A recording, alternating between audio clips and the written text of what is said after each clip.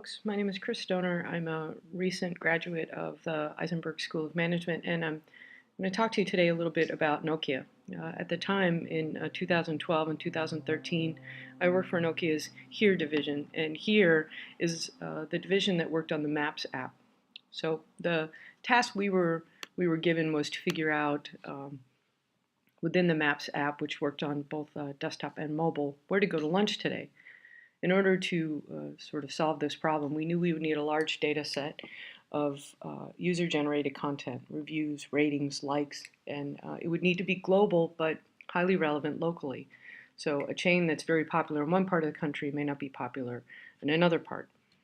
There were also a variety of constraints to the system. For example, the data had to be very fresh.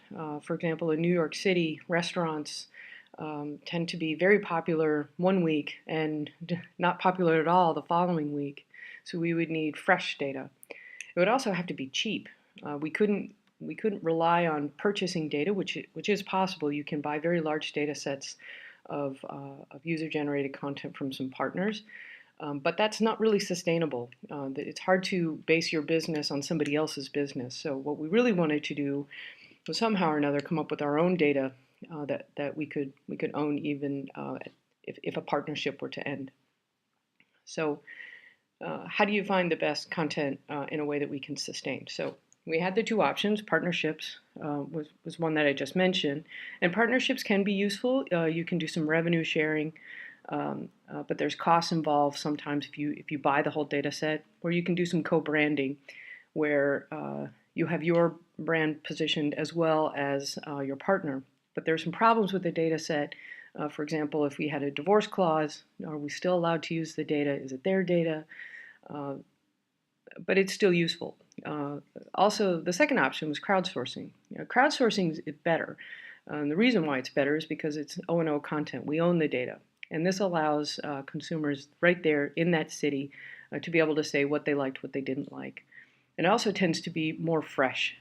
So you get, if you have incentivized and gotten the right set of consumers using your app, providing reviews, ratings, likes, telling you which places are relevant, which places are not, you actually achieve, and we found this to be true, you achieve most of your goals with crowdsourcing, and you rely very little on partnerships. We actually wound up doing a little bit of both. We did have a partner, or actually a few, where we purchased some small sets of data, but we relied very heavily on crowdsourcing. I have a couple of examples. Sunnyvale, which is where I work, where to go to lunch today. There's a couple of places. Dish Dash is actually very popular out here, a little Mediterranean place. And you can see that based upon the rankings, I'm more likely to go to a 4 or 5 star place than a lower place.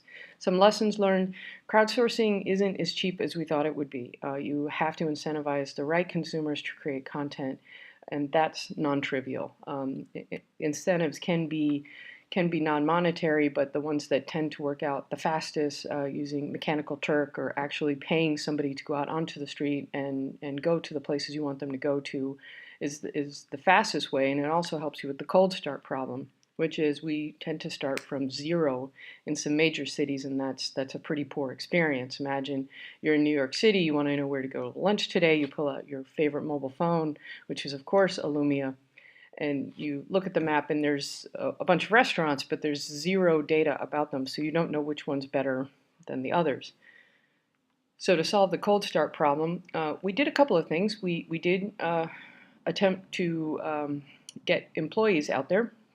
So we gave employees a quick and dirty app to go check in, rate, review their favorite restaurants in their area. And that worked out really well because, these are, in a way, the right incentivized consumers, our own employees. They go out and they'll provide us with pretty good data.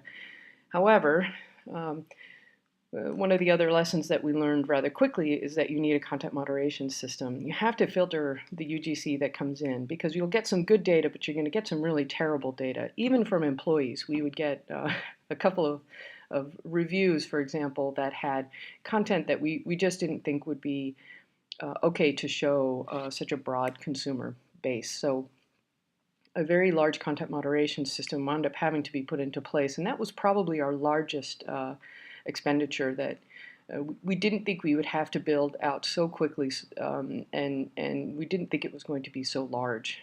Unfortunately, content moderation also can affect your freshness. If you need to look at it first before you can display it, um, and especially if that's going to require human interaction, that can be pretty terrible for the data set. There's some ways around that with machine learning, but what we found was display it first, and filter it out after, and relied actually on consumers to tell us which data was bad. So again, going back to crowdsourcing, having consumers fill in some of the gaps and using machine learning to filter out things that were obviously terrible, like bad language, etc. So with the right mix of humans involved and machine learning, we were actually able to pull off a pretty good app. Again, if you go to here.com, check out your own city and create some reviews and like some of your favorite restaurants. Thanks.